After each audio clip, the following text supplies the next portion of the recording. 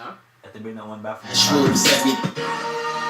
The Podical signs with Not Your Average Joseph and Sofa King Marvelous. Do you guys have tags? Woo! You have tags? Tags? No, I'm working on those. I got my Thing does one. You have a tag yet, Mark? I'm feeling like You have a tag yet? We have a show tag. The Podical signs. You don't name tags. ask for a hug. Oh, I'm gonna get Marquise to do the rest of them. Baby, don't let me drop it. Got the Podical son. He does that one. But you can be my I heard that one. I know You got savages questions they ain't Marv, asking. you know, the Marvelous Mars tag or the smooth whatever tag. Marvelous.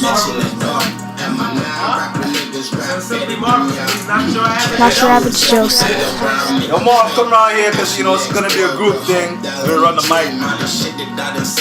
It's a one mic night. Impromptu. Champagne in the house. Ben Brov. Ben Bravo, a.k.a. Ben a.k.a. Ben, mind your business. I've been minding my business. a.k.a. Ben Yo. a.k.a. We're gonna try and Your girlfriend's favorite Ben. we're gonna try and wrap up the year. Wrap up the year something special. The girl's favorite band. This is funny because we're not even 15 episodes deep, but we can wrap up the year anyway. Of course we can. We can A lot of fuck no. definitely speak on some things what happened. Alright? a.k.a. not your average Ben.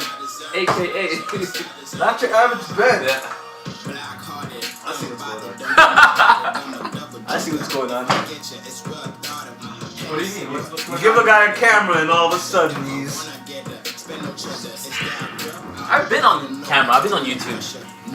You've been on the action? I've been on Been on the action. a little thing here and there. You know? Alright, Mark, so introduce the show. Where's my water? My water's around that side. Microphone. You little... Let's see what It's all... over there. Boom boom. Pum pum pum. Is it recording? Yeah, it's running. Does it pick up sound from both sides? It's running. We want to try and get around this side. So if you... I'm gonna sit beside Marvin. Here, Be a little chummy with him. Watch this. What's it? Probably want to bring that closer. I'll So put your that over here. Throw that chair over.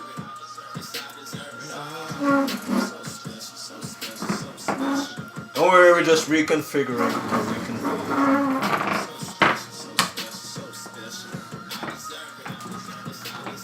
Don't you want to be close to the laptop? Yeah, So let me scoot you over there.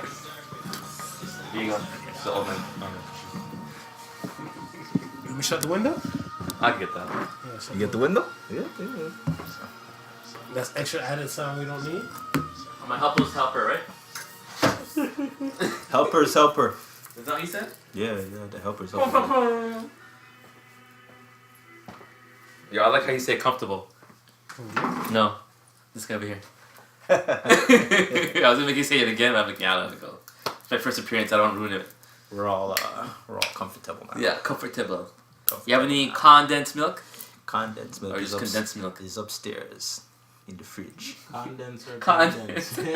Condensed milk. Comfortable. Comfortable.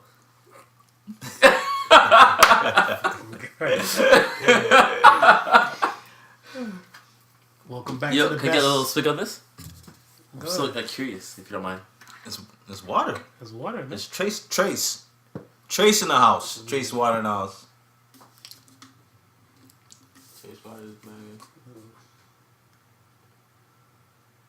For the folks at home, he just drank his first. Black water. First Nigga water. first go of black water. Oh, jeez. How's it? It tastes like water. It tastes like nothing. Okay, there you go. Like, I had Brita water and I could have, it has a flavor. I guess the filter, whatever. Yeah. I like that. I like that flavor. But this is, I don't know if it's alkaline. It feels smooth in your mouth. It has a nice mouth feel to it. Is massaging your mouth right now? Huh? It was, yeah. I just swallowed though. Okay. I swallowed.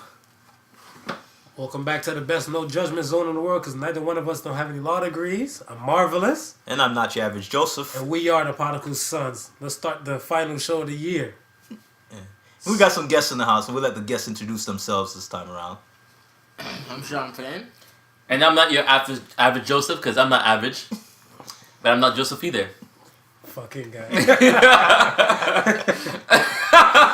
Who are you then? We'll figure out the new year. We really gotta find a tag for him because he's walking around nameless and shameless and wearing other people's clothes, and we don't want him to do that right now. That's okay. We want him to feel free in the new year, You know right? what they say? Exactly. New year, new me. That's it.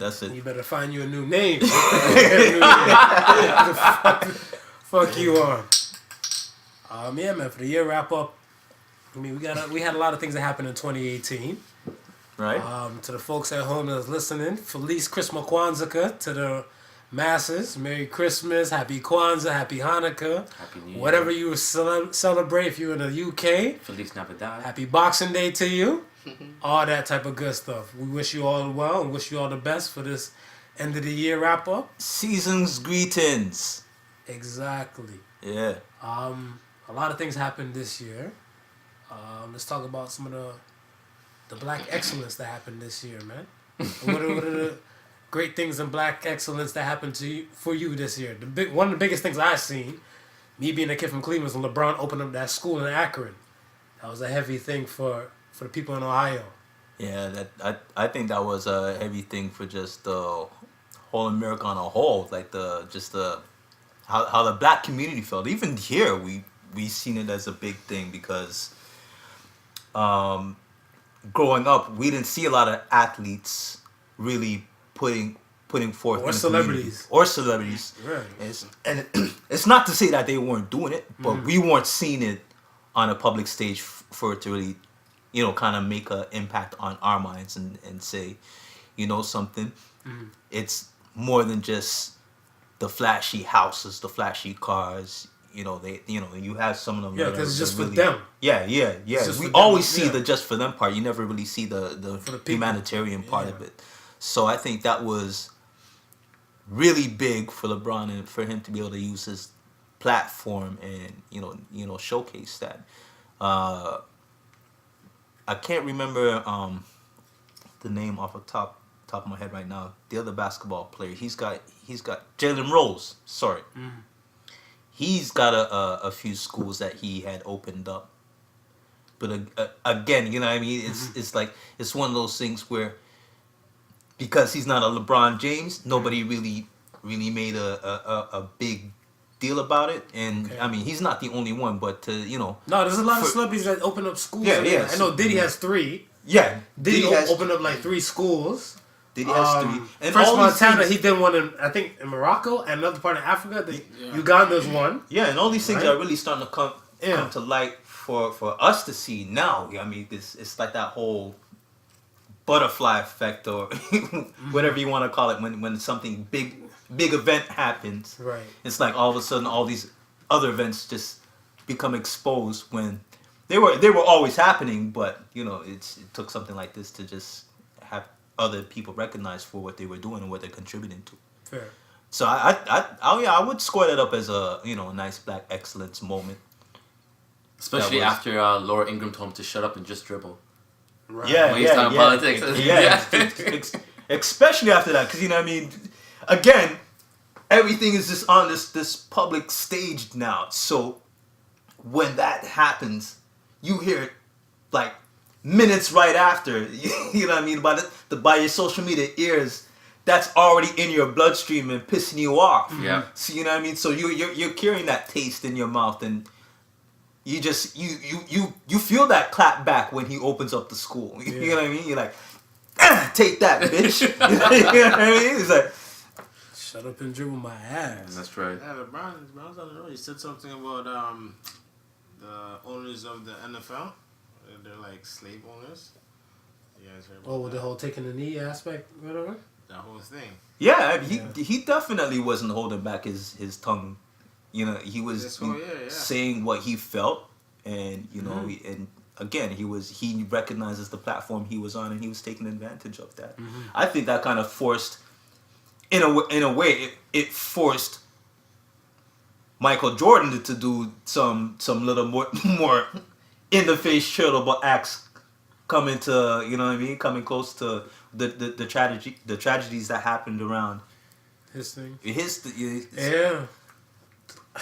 I don't know, man. I mean, let me see, the Black Excellence. How do you feel about Ava DuVernay? Like, she wrote Selma. She's one of the directors behind Selma. Wrinkle in Time. They cut her $1 million deal, multi-million-dollar deal, to make more movies and stuff, whatever. I think because Oprah's backing. Because, you know, Oprah jumped on the back, and, you know, it's kind of like whatever Oprah says to the Caucasian masses about who's doing what.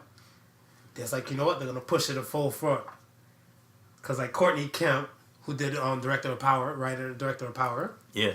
They cut her $1 million deal to do Power spinoffs and stuff whatever this year. I think for next year, but I don't know if I'm looking too forward to that. But I'm a fan of black women getting their money, getting these checks. I'm trying to get me a 6-digit check my damn self, but that's gonna be maybe in 2019 sometime. No, but it's good to see that they're being recognized, and they're getting their dues. I mean, Absolutely. even it's still not equal to our standards, but at least, you know what I mean, some headway has been made in that direction. And what do you mean by our standards? Well, to how we want to see it. We would like to see not only more women breaking in, but you know, there's more men who are also established, who's been doing their things. I mean, think about the tenureship of a Spike Lee. Spike been shafted all these times. All these times, and he's always stood for the community. Yeah, especially for the black community. You know what I'm saying? So even for him, like, look at the films that he's made. He's warranted a big budget. You know what I mean? He's warranted, you know, to be on that stage to produce those type of films. So when I say, yeah, it's cool that the ladies is getting their share, but there's still a lot of ways to go for us to consider it to be even close to being equal. I mean, so, most definitely. I mean, everything is a stepping stone, right? A stepping stone to at least something else greater. Before you start running, you got to take that first step. So, I mean, let this be the first step before we run this shit. Yeah, tell that to Monique. Monique, she needed a lot, you know, let me say like She's this been on year. stepping stones, a lot of stepping stones. This year, let me say, when it comes to Monique and her aspect and stuff, whatever, I understand, like, her situation and her dance, but I felt that she went about it the wrong way. My opinion. Just my opinion, though. She went about it the wrong way, like I said and stuff before in other podcasts and everything, but I mean, there's still time for her to do what she has to do, because if no one's not going to give you anything and stuff, that doesn't mean you should stop. Yeah. Point blank. That's true. You got to keep going and stuff for it no matter what. If you believe in what you do, you believe in yourself, and you got people that actually believe in you, do what you got to do, man. That's it. So, salute to Monique. I mean, Netflix shafted you and stuff, whatever, this year. Maybe Amazon Prime might throw her a bag next year. And I think that what was that? Was that like maybe the first or second episode we were talking about? Yeah. About that, and it was, and again with the whole Monique situation, it was just like we said then. It's like, you ain't got to prove nothing to nobody but yourself. You know what I mean? And you go out and you do the work. You make it happen. Right. Then everything else will come off of that. Everything, and you know, you'll get the respect that you need. You'll get the push that you want. Right. When you start making these headways, and I think at the time we brought up the whole, speaking of black excellence, we gotta throw Will Smith in that. What, for him jumping on his social media? Yeah, for him to really, you know, embracing social media for what it is and using his opportunity and his platform to uplift and, you know, encourage and support others. If you take a look of what he's done with his Instagram, right? Everybody's saying like, oh well, he's got the big budget. He rebranded himself and stuff like that, but he's also using his platform to spread a positive inspire message. and motivate. Exactly, and how he's doing it is he's not coming straight off as the preachy, do this or thou shalt die type. It's more of, I'm enjoying life. While I'm enjoying life, I'm letting you see me enjoy life. And use this, you seeing me being silly and all that, enjoying life, as part of that inspiration. And I listen to a lot of people, and when they speak about his Instagram, that's the things they say, the things they mention. That's why they like it. That's why they subscribe to it, because it makes them feel good. It makes so he's really achieved that. He's really just embraced, I think. And again, we speak a lot about growth and maturity. I think that's part of the theme of our show. I call it practicing adulthood. Yeah. And that's it. You get to a certain stage where you see certain things matter from what don't matter. Fair. And you try and preach more of that. Well, because what you're supposed to learn something new every day. Yes. And if you don't, then you're not really growing. And the main thing and stuff is that whatever you learned from before, like right now as people, we're better than we were before, right? As people and stuff in general. Like some of us, we still have some old teachings to kind of get rid of. That can be, I want to say, overthrown or overlearned with some new, better ideas and all that type of stuff. Like back then we were driving around and stuff, whatever, with no seatbelts. People are crashing, flying through cars and stuff, whatever, through the Model T, right? Right. And now we're in the point of stuff where we got seatbelts and stuff, whatever. We're getting better and stuff as people. In time, it'll get there and stuff, whatever, right? And by individuals and individuality and stuff standards, we'll eventually get there. Some people are more faster paced than others, but rest assured, growth and development and stuff, whatever, is always in process. It's crazy that you mentioned that, because I guess you can consider it some form of progress. What came out of one of the tragedies that happened this year in regards to the hockey team, the Humboldt. Yeah. With Absolutely. the whole the truck driver. Yeah, the truck driver running into the school bus and so forth like that. Just I think it was a couple weeks ago. Mm-hmm. I heard that they were putting in legislation to make seatbelts mandatory within school buses. I heard about that too. Yeah, because we know as it is now, it's just the straight row seats.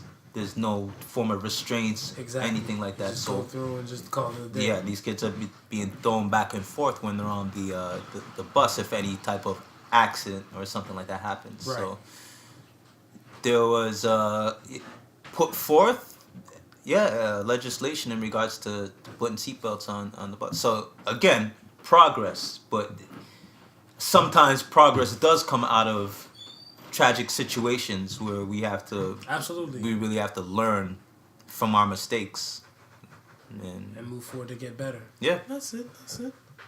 It's all good with that. Okay. So since we're gonna talk about growth and development, who do you think had the biggest growth and development this year? Pop culture, celebrity wise, media wise,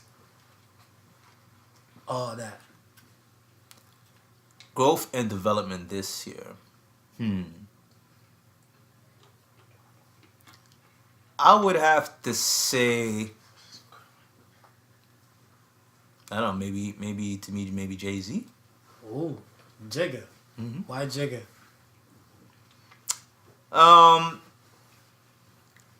I think he's now transcending from the businessman stage into the more philanthropist black activist type of thing. type role, and you can see the shift with how he's moving, with how the whole family unit is moving. You know, there's not much that you really hear on a top level, but you know there's something happening on a lower level, and then you get a verse like Oh, like what's free? you get a verse like what's free, and then you kind of say, okay, yeah, there's shit going on the lower level that like you can only tell that's been brewing and growing. Yeah, that shit sounded like he was holding it back for a bit. Well, that's what I'm saying. And if he wasn't holding it back, that was some serious. From what we heard from the 444, it just seems that whole thought is just elevating in that direction. So, What about you, Ben 10? Who do you think had the biggest growth in I was development? thinking about that. I can't come up with the answer. You can't come up with an answer? How about you, Sean? R. Kelly, maybe. Me, it would probably be. What you say? My God, it's my King God. of R&B? Yeah, King R&B. The real king of R&B. Me, I would say. Not no Jacques. Yo, it depends, man. It's two different generations. Meek Mills, I would say. I was gonna say Meek Mill too, but I want to hear your why. I would say he's not how he used to be. Like, for me, how he used to be, he's more like he used to not promote more like of like a gang lifestyle, but it's like he used to come off more like that's what like he portrayed, you know. Right. Now you can see he's a lot of more growth. Like he's talking the stuff that he used to talk about. Yeah. Is the stuff that he's not talking about now. Like not going against it, but pretty much like in a different direction than he was before. Like he always spit jewels and always was, you know, a motivation, but now you can see like he's more in depth of what he's talking about. Like he's actually living it, you know? So that's what I would say for him. For me, I say Meek too. I think from my side, like anybody who knows me and stuff like that, they know for a fact I'm not the type of ones that kind of jump up and say free whoever. I always need to know why we saying free whoever, and etc. I don't give a fuck if you're a celebrity or regular dude or stuff or not. Right. But my thing and stuff is that when he got locked up, I was the first one to say like, yo, this needs to be an example to some of these people and stuff to know for a fact that like, yo, just because you got paper, that don't mean you can get away with some bullshit. Yeah, he got picked up and stuff when he was busting willies up and everything like that, whatever. And that's minor shit, because people out here doing more fuck shit than that. But, I mean, it's a situation where he knew he had other things pending. And he had to just chill and be humble and stuff, whatever. But he went through all that shit, and he had to sit and think about that, whatever. And then when he came out, like when he came out for the Philly game, like when he was fresh out and then he made it to the Philly game, he seemed like a 12-year-old, like looking like, Mommy, you let me go outside, I'm free. And after that, whatever, you ain't hear shit from him for a bit. Yeah. And I was like in May, June time. And in May, June time, he was quiet and everything, but then you start hearing little things like he's doing it behind education, the whole school thing and stuff in Philly, his interviews, like when he's in interviews and stuff, he's talking kind of different. And like, I'm seeing this stuff whatever. Then when he finally dropped this championship album, I'm looking at this stuff like even the lyrics and stuff whatever from like before is different. Like he's saying like, yo, niggas, I did shit for you before. What's up? So let me ask you. Alright. How much of that do you think is because of Jay? I want to say, if we're saying percentage-wise, whatever, I want to say I'll give it 60% Jay. The reason why I say 60% Jay and stuff for this is because Jay's always been Meek Mill's manager dude, right? Right. He's always been. Right. But Meek had to go through this shit by himself to realize that this shit is real. Yeah. And this shit is here to stay. Yeah. So if you chose not to listen to Jay or Ross or whoever in your corner said before, the time is now. You need to fucking listen to stuff and get your shit together. And that's what I'm saying. The Meek from the beginning of the whole locked up thing, whatever, to like right now, Meek, I feel like they're two different people. And then within a course of 12 months, whatever, I feel like that's a big ass form of growth and development to me, pop culture wise. Because the reason why I even asked or even bring up Jay is when he dropped the 444. Meek was one of those was championing and saying, "Yo, really having me rethink my shit." No, I very think that L to Drake made him rethink his shit. What? Oh, Jay? Oh, The L to Drake. oh, yeah. That did it too, but he could have went another way at, you know what I mean? Like some people take that tried out. to either go the other way and it wasn't succeeding. You say he wasn't succeeding. He said he had to just turn the God body. Yeah, he had to revamp in a whole new way to come back to this new way that he is right now.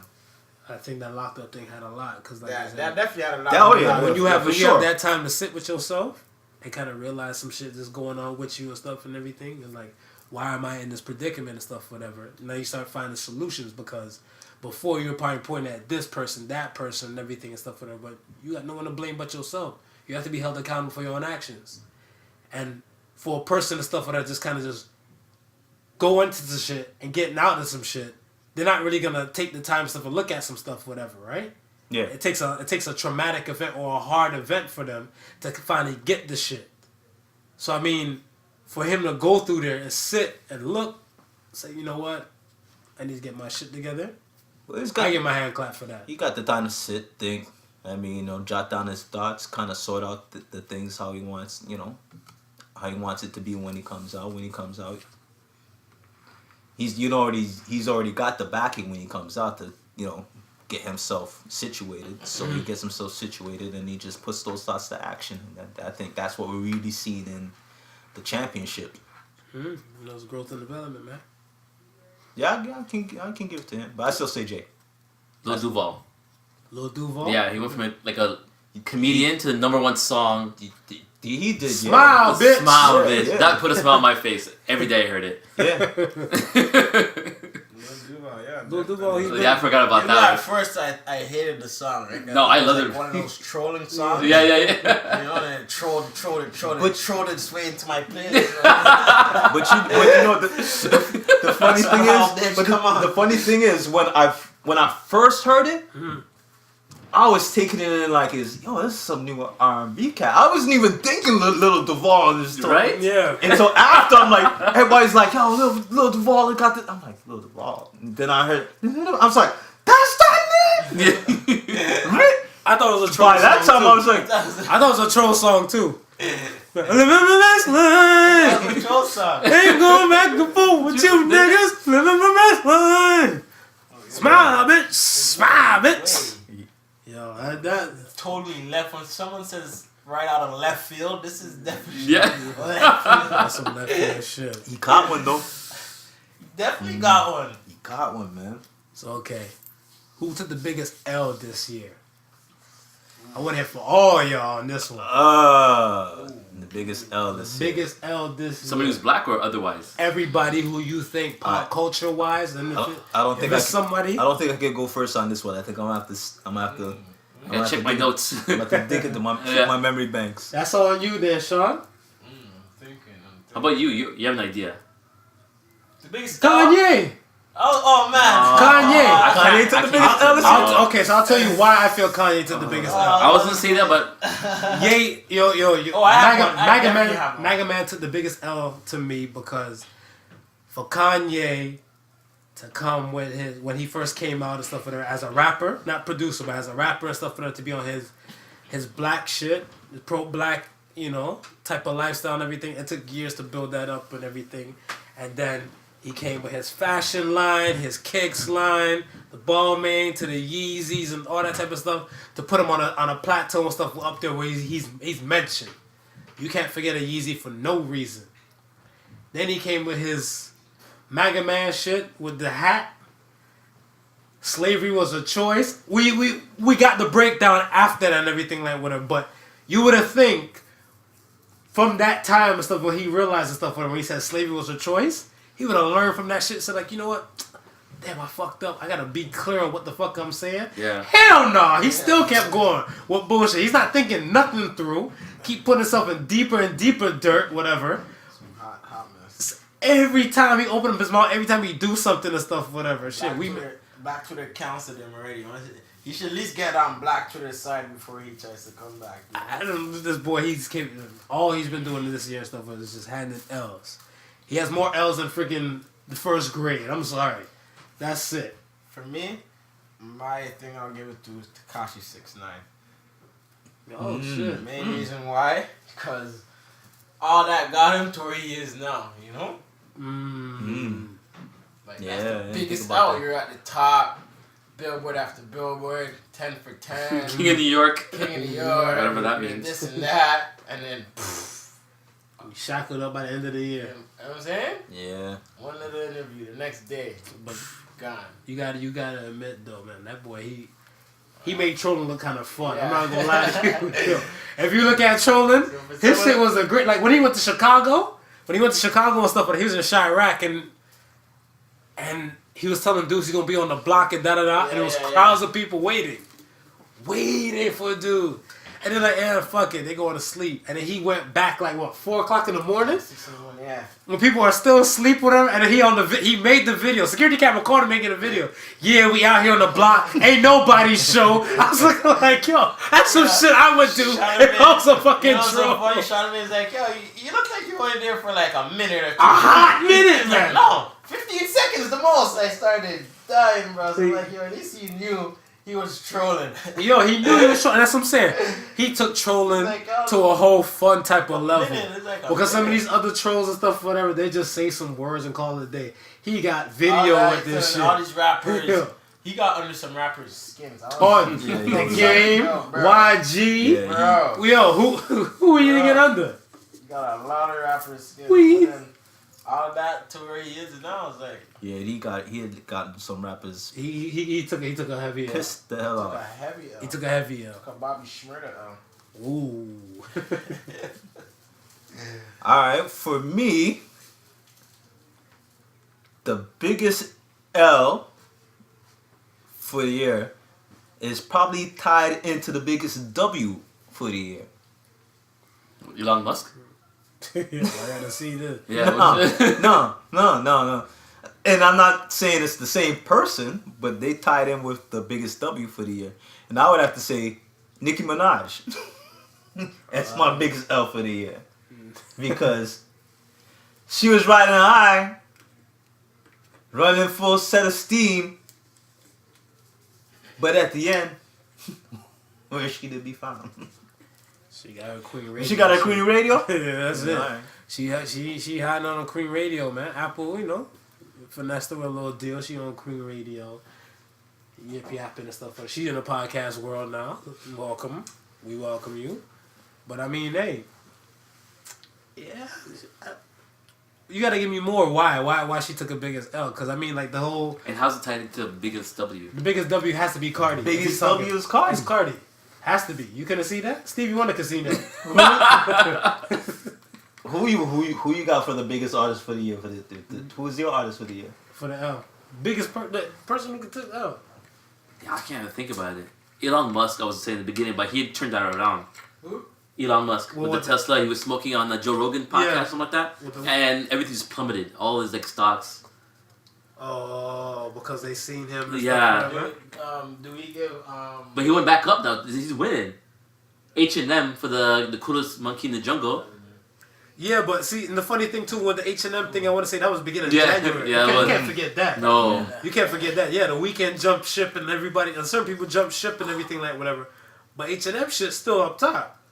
Yeah. Yeah, they ain't good. H&M, because remember, they issue a public apology and stuff, whatever, immediately. Had a 50% sale. All Yeah. that people went and bought They shit. had the mom come say, "Oh, I was okay with me." They were okay with the mom. Yeah, the mom said it, whatever. Who has the biggest out of it? I can't even think So of it. would you count George Bush's death a L or a W?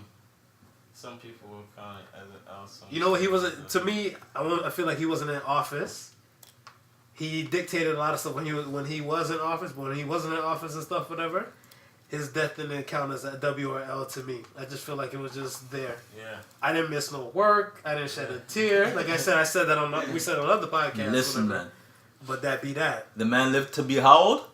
90 something. Don't worry. Go ahead. I'll look it up for you. And I'm pretty sure every year of those lives was twice a year of my life. You understand? That's right. So I ain't feeling bad for the brother. I ain't feeling happy for the brother. He did his time. He came and went. He was living his best life. And he wasn't going back and forth with no nigga. Ain't that the truth? Yeah. Yeah. Okay. Jacques should get a W. Jacques should get a W. Jacquees? Bro. Okay, so tell me why. Go ahead. I agree. I He agree. brought back so much rap singers that I wondered what happened to them. Oh, like Jay Holiday? All of a sudden, camera in their face. Listen. They're everywhere. You know why I'm gonna give him a W? Because all them old bitches who never knew who Jacquees was They know now. know who Jacquees is now. Including Plus, me. they I have had a to new Google Millennium him. tour that they started. Okay. B2K coming out with a new Millennium tour all of a With sudden. Jacques on it? Oh, Jacques. I'm just saying he gets the W because he's bringing back all these irrelevant singers that want He's their making time that back. relevant again. Yeah. We give him the win. We give him a win. We The give wolves him a win. have been woken. The wolves have been Really woke up woken. some lions. Listen, man. Real right now. Lions. Listen. Every old lady played a Jacques song at least once to hear how this nigga sound to say that he ain't shit. Yeah. And that's all he needed. That's all he needed. So that's why he has my W. Streams gone. That's why he has my W. Streets went through the roof. Nigga play They that flipped smart. karate. What? Yeah, my W goes to Cardi, of course, man. Like I said, man. I said on the last one that this is the year of Cardi. If you don't know, like shit, let this Yeah, I give Party this year. fuck. Go to any search engine, Google whatever, Bing, type in Cardi B, and just press enter, and you tell me what didn't pop off for the women and stuff like that this year. So her album dropped, her baby. Marriage kind of went to shit. She got a lump on her head looking like a rhino. All that type of stuff. She's been in the news and stuff, whatever, back and forth, to and fro, like you said, publicity stunt to not. She's still being relevant. Her name's still being mentioned. Till you got friggin' these young chicks and stuff, whatever, trying to start the whole MO from stripper / singer / rapper, trying to come up like a Cardi B and try to tell a little story.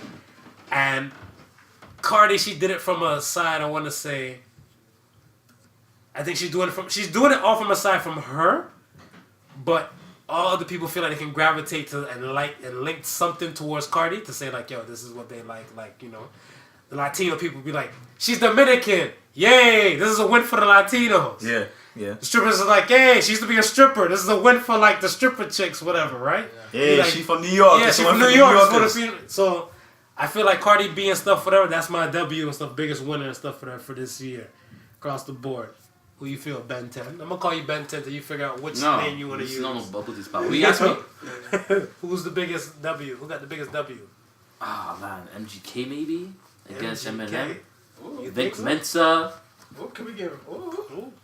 All right, hold on. Wait. Dissing we- Exorcist we- after we- he we- died. we will get to Yo, that. I We'll don't get know, to that, man. because I don't know what to I big think out of this. I think that Dude, you're by him shooting saying shit. something, Yeah. our next person gets a W in my books, but I don't know. Well, I'll wait till you're done. No, I don't even know. I know MGK took an L from M. Yeah, I can see that.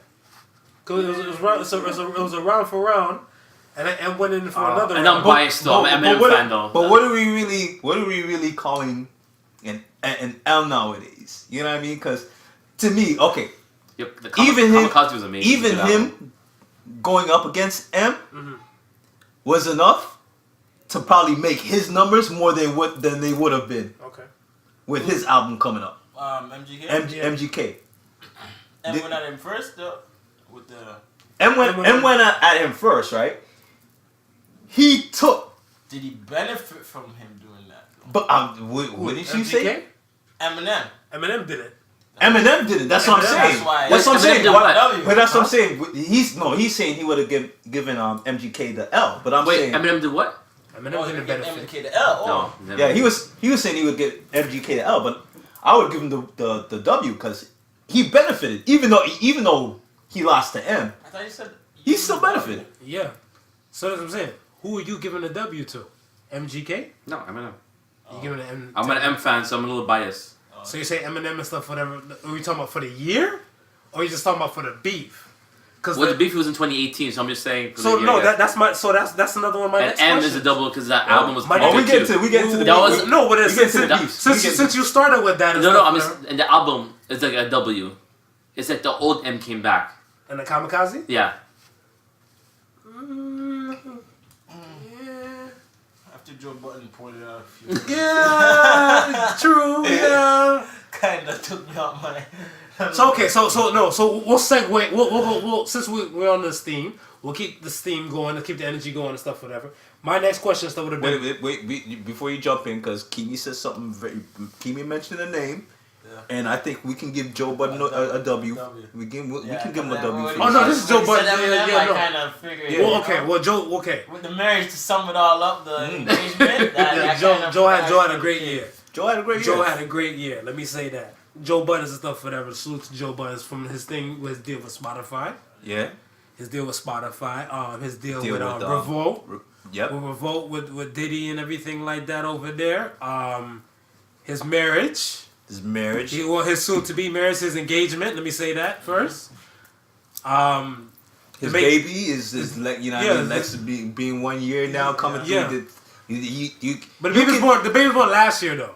But you can tell the growth that he's experienced throughout this whole Absolutely, year. because Because hip hop. I want to say with the love and hip hop aspect and stuff, I don't know too much because I'm not a reality show person. Okay. Yeah. But the fact that, like, I never would have expected to see. Let me say, for the Halloween photos, I never would have expected to see Joe Buttons dress up in an Incredibles Yeah. costume with the family. So that right there was a big move and stuff. I was like, here you have this hip hop head. Yeah, no, because I'm looking at it stuff. I was like, yo, how often and stuff, whatever you see them. Like when I seen Jay dress up this year, he did the whole Olympic thing and stuff, whatever, with the whole fist up and everything. Like every you're saying, to see Joe Budden, To see Joe Budden, yeah. Joe Budden, a a man chasing down 60-year-olds in a whip with a rock. Yeah. I'm gonna threaten you. I'm gonna smash your face and stuff, Like whatever. we're happy for him. We see Yeah, his so miserable like stages these wins come for real. to light. You know what I'm saying? Like he left Echo. I mean, he left Complex and stuff, whatever. Right? Yeah. He left Complex and stuff, whatever, with the everyday struggle shit. Yeah, went to Revolt. So that's what I'm saying. Like he's been catching W's and stuff, whatever, throughout the year. So salute him. And no doubt he's been a podcast advocate for creators. Yeah. He's always voiced his opinion on making sure the creators get their just due and look out for their rights. Yeah, You know what I mean? So Get your coins, kid. yeah, The only reason salute why I to gave him, him man. the thing for the Love and Hip Hop because he was on it a few years ago and he proposed to Tahiri and she denied him in Times Square. But now he's back with his new family, you know. So it's like, smile, bitch. He's got a good, he's got a good 2019 ahead of him. So now let's get to this. Back to your shit. The music rap. What was your favorite rap beef of the year? The trolling ones or the real ones? You didn't know what's real and what's trolling. You mentioned Well, one. yeah, MGK, Eminem, MGK Eminem. right? I think it was 2-on-1 with the MGK thing because G-Eazy jumped in and stuff, whatever. To jump in and stuff, whatever, too, right? Yeah, but he wasn't really. You'd have to. It was really between those two, though. We'd have to say those two. Pusha and Drake. Pusha and Drake, that's my favorite. Push and Drake. That was my favorite. Pusha and Drake and stuff. The reason why I say Pusha and Drake to me is because. But can we okay? So, Go ahead. but that's the next one though. Okay. Is it really Push and Drake or is it Push and Drake and Yeezy? Go ahead. Go ahead, For son. me, it started with Pusha and Drake.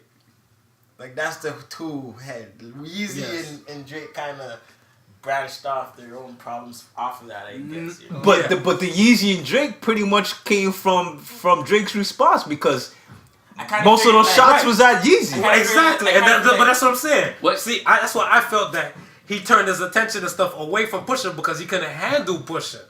Because that whole Duppy thing, and I'm not discrediting that whole Duppy track, whatever. It was proper, but it was only like maybe 6 to 8 bars pertaining to Pusha T. Yeah. And the rest was all to Yeezy. Yeah. So that's what I'm saying. I was looking at it and stuff. I was like, here Pusha on Daytona dropped Infrared, whatever, right? So Infrared leaked, I think, U.S. Memorial Day weekend. Yeah. But the funny thing too is that a few people had it for a few days, whatever, right? So now when he dropped the actual album and stuff on that Friday, and Drake responded and stuff, whatever, on the Saturday, I'm like, I had that shit already on download by like Tuesday already. So I know I'm not the only one that heard his Infrared track with us. So I'm pretty sure Drake and everybody else heard of that Infrared track. Right. So if anything and stuff, he's just probably waiting for the official release. So that's what I'm saying. Pusha came the Friday, Drake came with the release the following day, and then Pusha came right back and stuff a few days later and stuff, whatever, with the story of Adonis, his son. Yeah. And Drake never responded. And I'm looking like, why? I wanted to know what Drake had to say. So I was about to say. Oh, so there's a response that never dropped? Yeah, So you can't be teasing people like that. That's like kissing a girl for like 3 hours. I was about to ask now. Hold fuck on. I was about to ask now. Do we really believe that there's a response, or do we think that they're just saying there's a response? I think they're just saying there's a response. The reason why is because that whole over your head thing. I don't know if you've seen that thing. It leaked online, and they're saying that he put $100,000 to anybody that could produce information on Pusha T. Right. And no one had produced no information on Pusha T yet, whatever, right? Right. So that's what I'm saying and stuff. Whatever. From there, I'm like, he drawing for straws. I feel like he drawing for straws. If you say there's a thing, then I will listen to. But that's what I'm saying. But how we know that nobody didn't say no information on Pusha T? How do we really know? But that's what I'm saying. We don't. Jazz Prince said there was a thing that he had to tell Drake he couldn't release. And yeah, I heard that. But see, that's what I'm saying. Pusha put his beef on what album? Daytona. He put that Infrared on Daytona. Drake had a Scorpion album with tons of room to slide in one track. Nowhere to be found. But I don't really think. See, I think Drake looks at it as like, okay, you have a problem with somebody and then their friend comes, it's like. but you see, that whole beef is deeper than. No, but it's been deep. It's been before Pusha even set foot on good music. Though. That's what I'm saying. The Right? whole beef That's what is I'm deeper saying. than rap. Wayne and all. That's what I'm saying. When When Wayne time and stuff, whatever, listen, right? When what's his name came out and said he had to tell Drake to squash it, not to release that track. Prince Prince was saying, listen, anyhow that track came J out, Prince for the folks at home, not Prince. Not Purple Rest of his Rain. soul, not Purple Rain. Rest of the soul. anyhow that track had came out, lives would have been ruined, marriages would have been ruined. So you know it was deeper than rap, right? And I think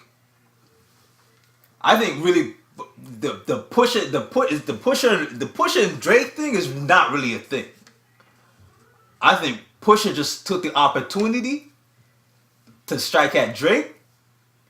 You understand? Because get some streamer sales. because he can, right? Knowing that he had that Adonis story in the tuck, knowing that if Drake responds, he can drop that Adonis story in the tuck. But if they would have kept going at each other, I don't know what they would really have to say about each other past that. Like, I don't really know if Drake has any more drama that Push could really spit about. No, but it's what I'm saying. It's not even just the drama aspect and stuff. Whatever. Hip hop. Let me say, the time that I came up from with hip hop and stuff. Whatever. Hip hop is my music girlfriend, right? And the time I come up with hip hop, whatever, it's all about to show I'm better than you. Point blank. If it would be flossing with cars, lyrically, it's all about competition. So my thing and stuff is that we're supposed to compete, whatever, right? Because my second favorite beef is Tory Lanez and Joyner, right? You see, that's what I'm saying. Like, it's all about I'm showing you I'm better than you. Yeah. That's what and that's my main thing and stuff for them. Like, yo, long as it doesn't get to the point where we're causing bodily harm to each other on site. Who won that beef for you? I went back after you and we had the discussion, whatever. Yeah. They owe us a final round. They They owe us a final round. Joyner took first round. right. Tory took second round, but they Yeah. owe us a final round. Well, okay, but everybody's saying Jordan lost because he put out that shit out after. I think after the Jordan tour. won. To be I think honest. Jordan. You think Jordan won? But I don't see. That's what I'm saying. It's a 1-1 I don't thing. see what Tory Lanez said to kill Jonah Lucas. No, see. Okay, am I? I feel like Jonah Lucas more got at him at aspects like, yeah, we're going at each other, but I'm gonna get at you too. You know, it's like we're dissing each other. Tory you know? gave him bars. Tory gave him a few. Tory gave him bars, man. Tory gave him bars. Okay, Yeah, listen, let's just the say reason Tory's why bars wasn't hitting like the how reason why Jordan's okay bars the were reason hitting. why I gave it to the reason why I gave it to Tory is because all the bars that Jordan, I guess all the bars that I heard Jordan spit, I kind of expected because of those the usual disses that anybody disses Tory with, they're gonna go to those, right? And with Tory, what I know Tory can write, and I know Tory got skills, but the way how he dropped the comeback, the bars he was dropping in the comeback, and then the just how he was just doing it with the effortless motion to it, I was like, okay, yeah, that was him, right? But then I was saying to myself, man, but Jordan's a beast. You understand? So even when I gave Tory the second round, I was still saying to myself, Jordan's gonna clap back, right? But then when I heard Jordan's next piece, I was like, okay, here's the thing. With his next piece, a lot of the personal shots that he took were the same personal shots from the first piece, but he just repackaged it. That's the reason why I feel like Tory got the second one. So I'm like, dude, you're not okay. You're saying it differently, but you're not saying nothing new, right? Then he goes into this hypothetical story about Tory and Tory's father, right? And I'm saying to myself, okay, this is cool. I know this is what you do, right? But this is where rap beef battling, virgin. No hypothetical story bullshit. No, but it's part of the scheme, though. It's part I look at it like it's part of the scheme. His thing was like a Jay-Z Super Ugly, that second one. Yeah. Like, this is one of those, like, you could have took a step. But the reason why I like Jordan Lucas is because I feel like him going at Tory Lanez and the way how he did it is okay. I feel like if Tory Lanez was to go at someone else, he'll do the exact same way he will go at Jordan Lucas. Like, I just think he has this one-dimensional way of going at you. Jordan Lucas, I feel like he could go at anybody different. Like, the way how he goes at Tory Lanez would be different than he would at a different rapper, Let me just state something and stuff, whatever, here. I just want to say it's great that they both went at it, and they became friends after that. That's the beautiful thing because it's just all for the spirit of the sport. That's all it is. I don't want nobody to go after nobody's kids, head, neck, shooting, violence, none of that. All that black people don't need no more of that shit. That's whatever. the greatest. And that's what I'm saying. That's the that's great how it thing. was. That's how it always started. That's how it always should be. That's how it That's always what I'm started. saying. And it should be like, like that's what I'm saying. Like with the Drake and Meek Mills, when they're back together and everything like that, whatever. Yeah. Because salute to John and stuff for that. He's a big Meek Mills fan, and his thing and stuff is that he thought Rico would have been the last time he'd ever heard Drake and Meek on a track, and then to hear them come back and stuff, whatever, like a few years later on a track together and stuff, whatever. That's good. Like, I'm a fan of that. Let the competition still be there. That's what I'm saying. These new school rappers and stuff that I've seen so far, it's more of a competition thing. It's not more of a competition thing. It's just more about I'm gonna just get this money. That's it. You gonna get the money regardless, whatever. But that's what I'm saying. It's not about that. Snoop been saying about these mumble rappers. They've been saying about this. What ain't nobody trying to battle nothing. Nobody trying to say anything for that. Kendrick Lamar came out with the Control that time a few years ago. Said he at top. He's like, yo, if you feel like you're better than me, come aim for me. No one didn't do nothing. Because we living in a time and stuff, whatever, where no one want to be nicer than nobody. No. It's not that nobody didn't say nothing, but we're living in the era of subs. Nobody ain't coming out and saying anything up front. Everybody took undercover shots on their own little way Yeah. to whoever they took and under the next quiet. season is too- And Rap Genius became everybody's favorite friend to now breaking down people's lyrics to find out who's talking about who, who's But that's what talking I'm saying. about what. That's what I'm saying. You get a bar, even if you give a bar and stuff, whatever, towards how you felt and everything, like whatever. That still ain't nothing compared to the man just saying like, "Yo, it's open season for you fuckheads." The man came out and says, "Open season for you fuckheads." If the bar competition is here, you're better off skydiving to try and get it than try and jump up for it.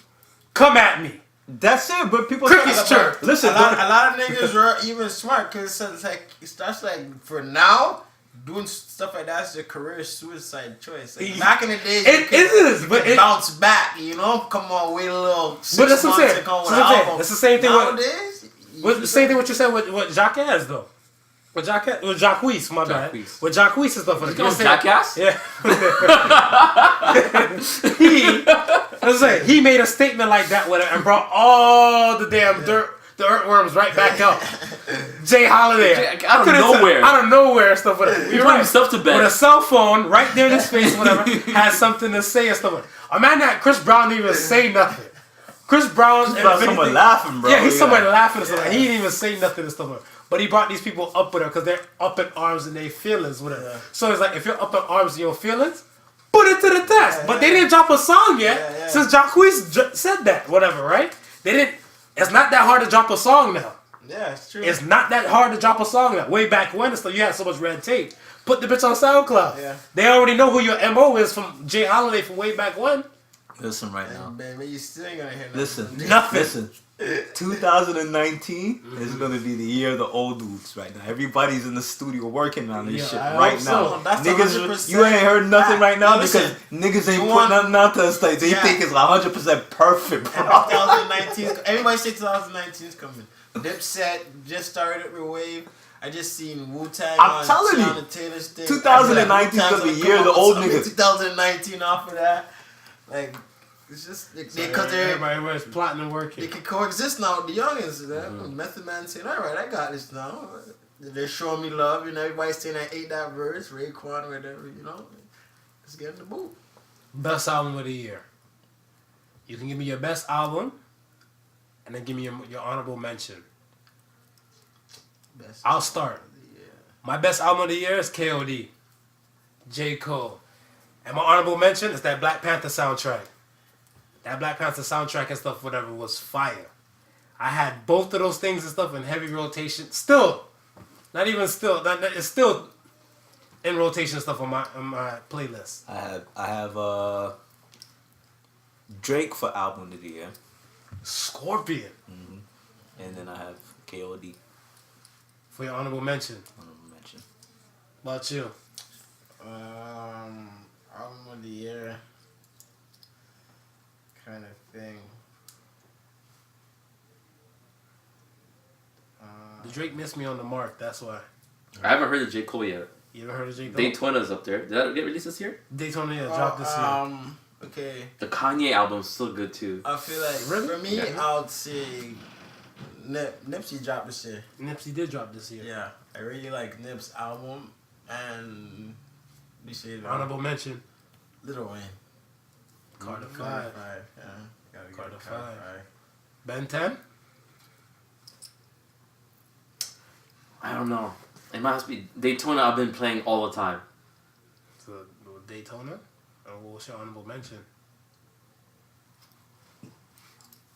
Yay. Yay. Yeah. The one by himself or the one with Cuddy? No, not the Cuddy one. Yeah, the kid seeing ghosts. Ghosts, yeah. 1, 2 tracks I liked. I haven't heard the Tiana Taylor yet. That's next on my list. I'll listen to that next year. He gonna wait that long. Fuck with it. Why you so? What? I'm curious though. Why you say Scorpion though? You think Scorpion stuff was that mint album as is? Yeah, I think he put an effort in there and gave people what they wanted. Even though some may think that he gave a little too much more of what he wanted, but at the same time, it was a project that was rounded for everybody. You know what I'm saying? It was something that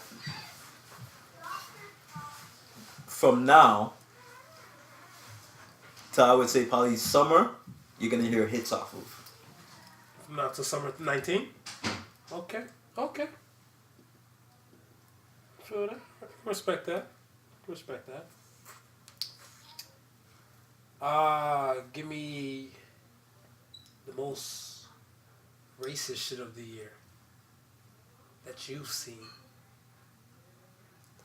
The most racist shit of the year that I've seen.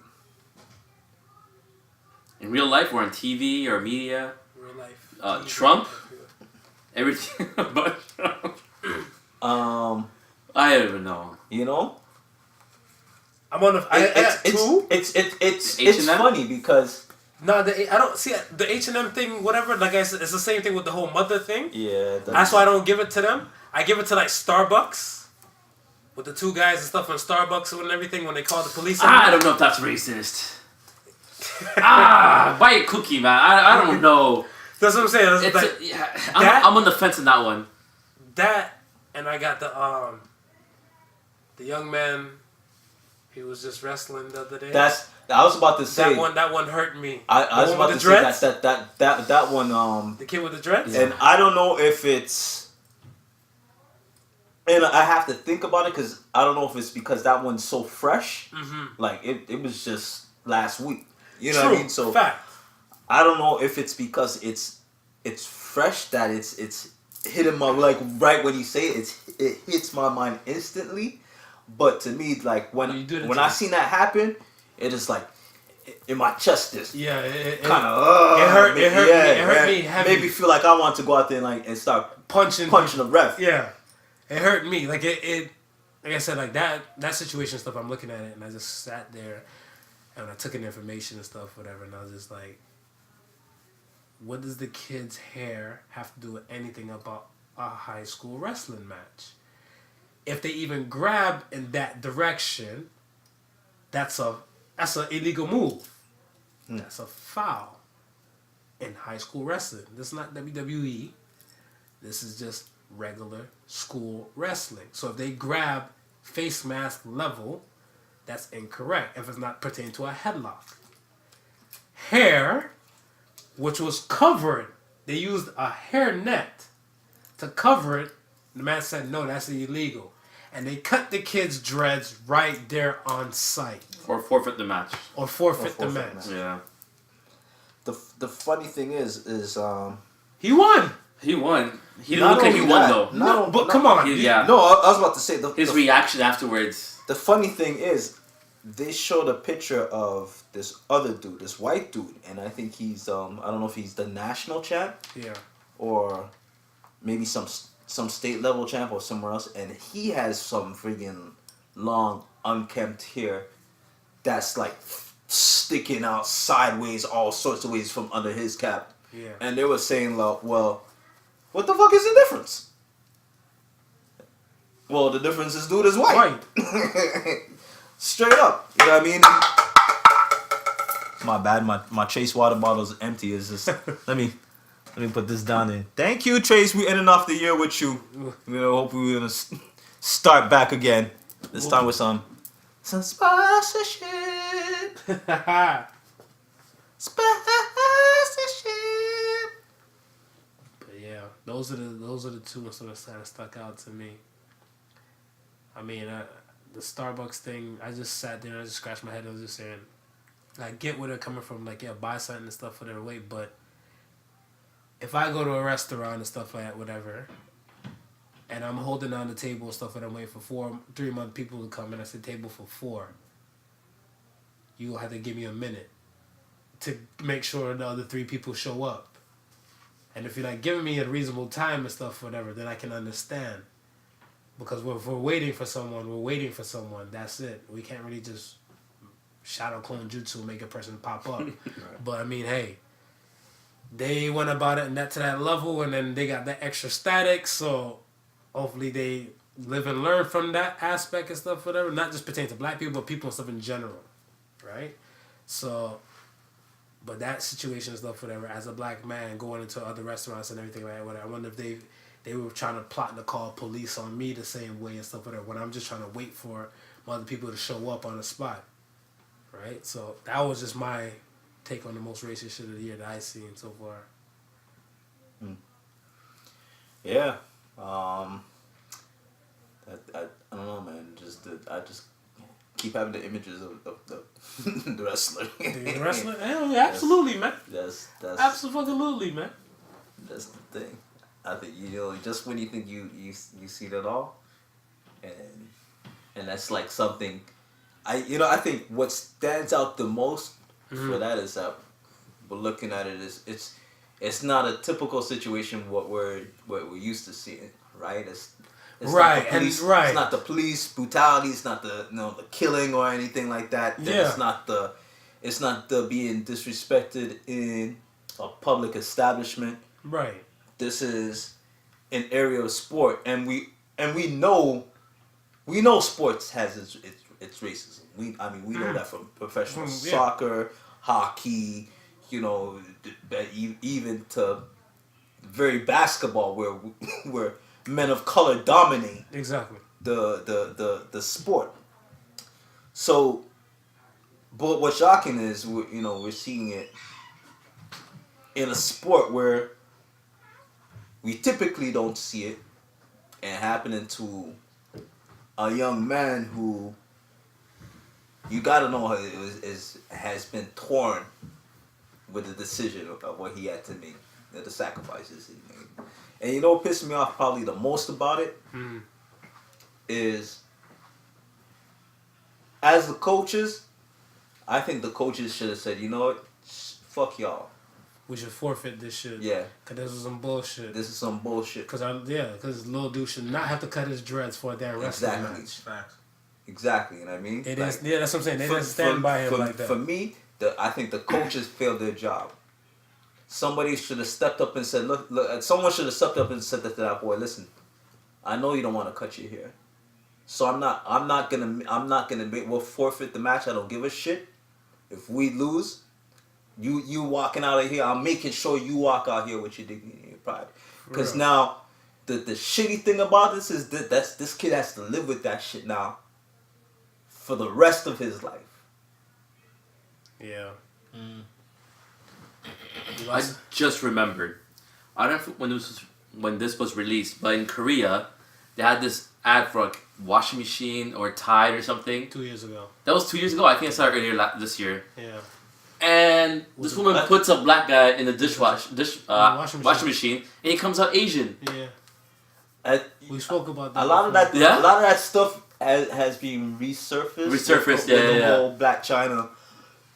Oh, that's the most doing the bleaching cream in Nigeria. Jeez. Yeah. A lot of those stories have been coming back. Yeah. With, the whole Asian aspect of their bleaching society. Cause we like to make fun and joke with Jamaicans and the culture of bleaching there, but it's big shit down in Asia. And it's huge. Yeah. Huge down in Asia. Absolutely. I know that's their thing, right? That's news to me. That's their thing. What, the Asian? Yeah, that's news to me. No, it's all over. Oh, you didn't see that? No, I didn't know they bleach. It's all over. So I think basically it's stuff for them. So because a lot of them look as dark as we do. Well, see, that's the thing. They get native, especially. It's kind of like when you have the blacks, right? The house Negroes and stuff, whatever, are kind of like more the super disciplined ones or the light skinned mixed ones, right? And in Asia, it's kind of like if you're seen as a darker Asian and stuff, whatever, you work in the sun all day. But if you're pale skinned Asian and stuff, whatever, that means you've been working in the office or the thing. So the darker ones will do what it takes and stuff, whatever, to make themselves look more pale. And they'll go through the whole bleaching process and everything and stuff, whatever. There's an Indian commercial and stuff, whatever, too, where there's a guy, he's trying to pick up a girl, she turned him away. The dude turns to him and says, like, yo, how come she doesn't like me? He's like, oh, it's not because of you, it's because of this. And he pointed to his cheek. So on the commercial, they kind of show like a time elapse with the dude rubbing in the cream, and he went from looking like dark East Indian, Southeast Asian and stuff like like some Bengal type of roots, to like a bootleg Aladdin. And he rode off with the girl on the back of his motorcycle. That's how the commercial was. So now when you look at it and stuff like that, as a young Indian dude, if you're looking at it, you're too dark, mommy, can I get some bleaching cream? And this is a regular commercial on TV. So the bleaching culture and stuff whatever is there. Yep. It's been here and stuff whatever. It just always kills me and stuff is that I feel like the bleaching people, my opinion, I feel like the bleaching people are always doing something wrong. Because if the Caucasian, Anglo-Saxon folks on the planet are trying to get darker, but every other race on the planet is trying to get lighter, clearly you have one type of people versus so many other types of people trying to fit to look one particular way. Who's in the wrong here? That's just me. That'd be a Podical Son's thought. Everybody trying to look light skinned or mixed or mulatto, whatever you want to call it. So they should start fucking. Yeah. Just keep fucking. Oh no, then the blood's not pure. Yo, by that time everybody be but the same. But that's what their thinking is. Blood ain't pure now. This is. Vybz Kartel put down the bleach. Oh my god, I know. I don't even recognize him no more. Listen, he put down the bleach, no, he can't get no access to the cream. Which one is it? Access. Which one is it? Talk the things then, by you. Which one is it? Which one is it? He can't get access to this shit. Let's be real. Keep it 100 over there, Sean. It's true. The man, I was looking at the photos. I said, "Yo, bro, I can't even see your tattoos again, bro." Yo, got that shit super dark, man. Yeah, that is crazy for sure. I want to say, well, we know the answer to this, whatever. If y'all don't, whatever, I'm gonna tell all y'all to kick rocks. The best movie of the year, or the biggest movie of the year. Let's say the biggest movie of the year. I'd say Black Panther. Wakanda, I'm about to say. Don't act stupid now. Don't act stupid. And I'm gonna give Avengers a second. You give Avengers the second? I'm gonna give Avengers a I second. think Black Panther broke molds on all types of levels, man. Black Panther. Black Black Panther Panther for sure. 2018 was the year of Black Panther. They didn't know that black people go to movies and spend money for tickets. They knew then.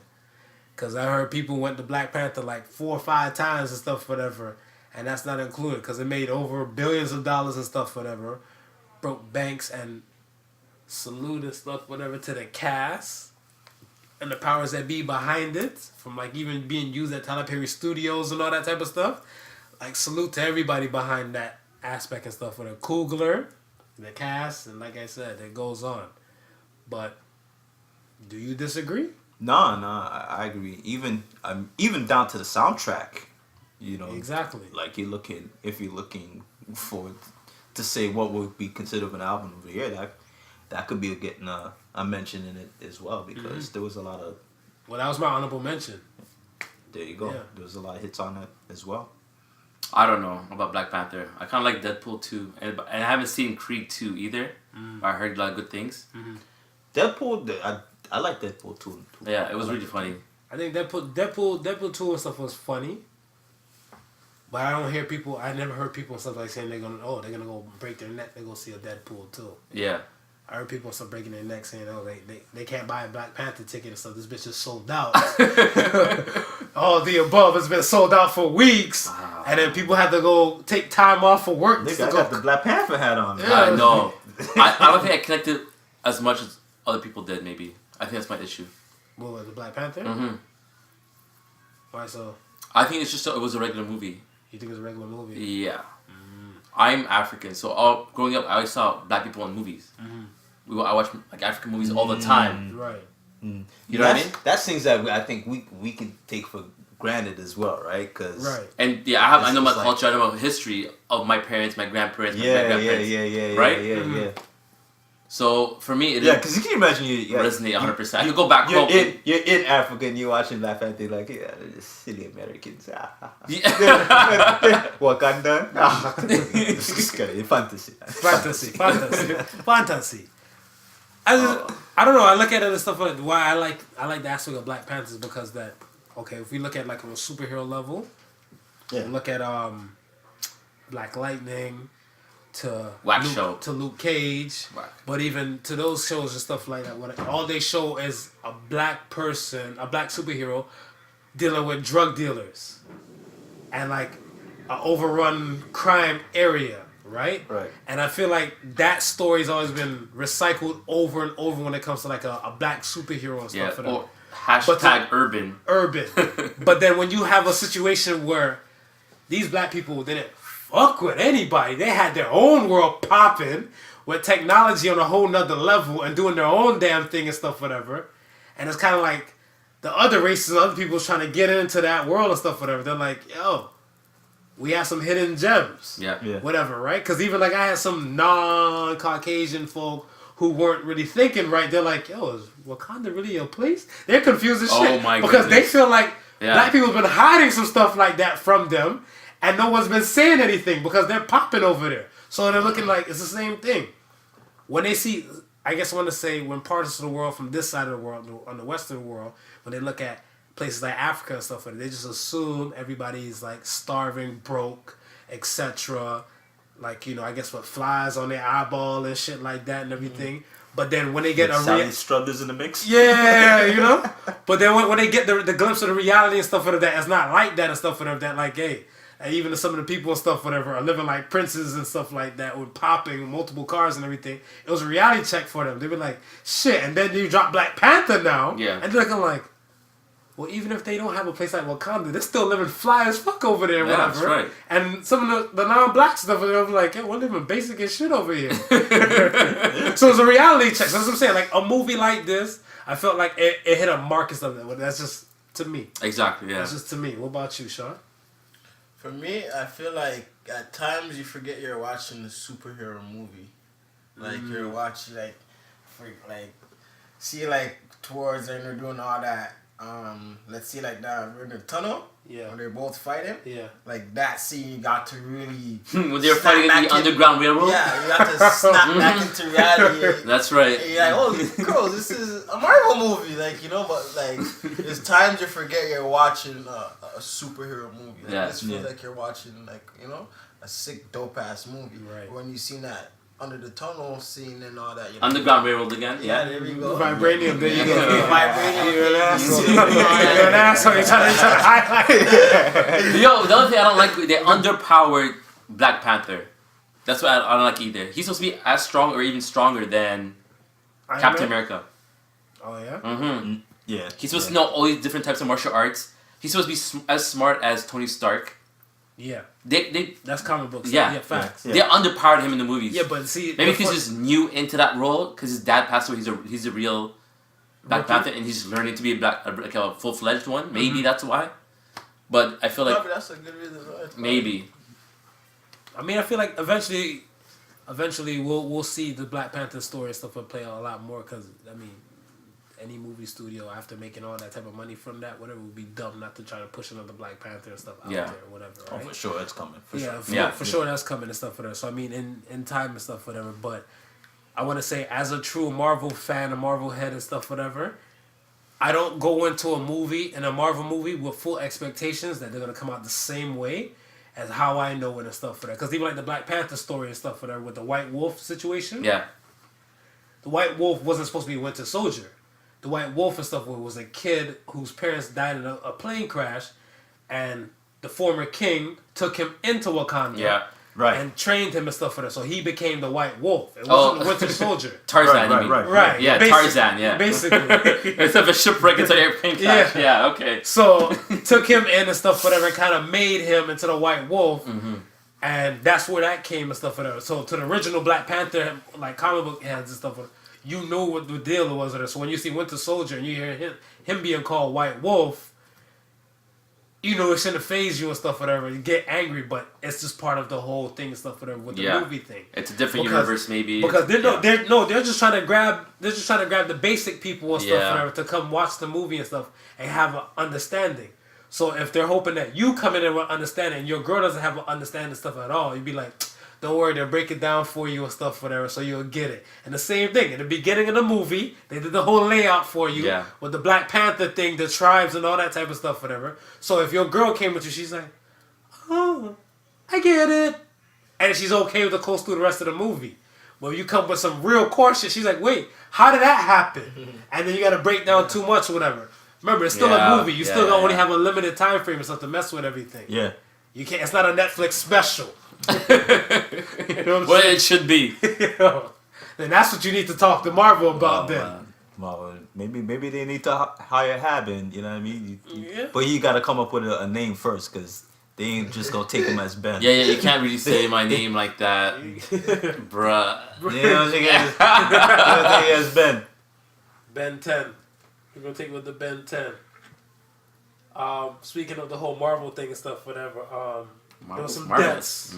There was some deaths and stuff, whatever, and the big death and stuff. It was Stan Lee, one of the founders and stuff of Marvel Comics, and yeah, it was a heavy hit to the masses, whatever, especially to a comic book dude like myself, whatever. I want to say Stan Lee's death had a mark on a few people.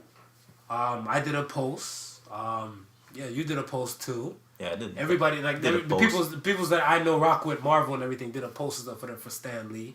I think Pete Rock did a whole week. Yeah, so I mean a lot of things and stuff whatever comes up to play where tons of stuff where Stan Lee had that mark on people, their vibe, and the fact that he always found a way to make it reinvent himself into his movies. Yeah. To let it be known and stuff for that. Some people took it as a show off notion. Some people took it as like a smooth ass notion. I mean, to either or. How do people decide to take it? I took it as all fun and jokes because whenever Stan Lee was in a part, it was always in a comical part to me. And he kind of just took, even if it was in a bad, dark place, Yeah. and took it to a lighter notion and stuff for her to be like, oh shit, there's Stan Lee.